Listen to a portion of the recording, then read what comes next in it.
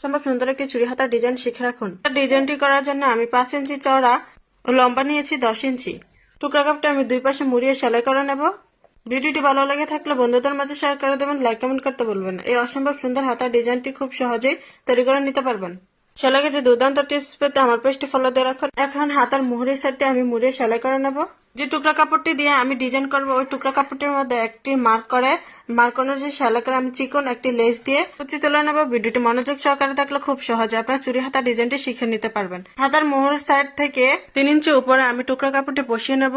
ঠিক সেম ভাবে আমি আধা ইঞ্চি রেখে আরেকটি সেলাই বসিয়ে নেব। চিকন ইলাস্টিকটি আমি 5 ইঞ্চি লম্বা নিয়েছি। আপনারা চাইলে আপনারা হাতার মেজারমেন্ট অনুযায়ী যতটুকু ফিটিং করতে চান ততটুকু নিবেন। এখন আমি একটি সেফটি পিনের সাহায্যে ইলাস্টিকটি জয়েন করে নেব।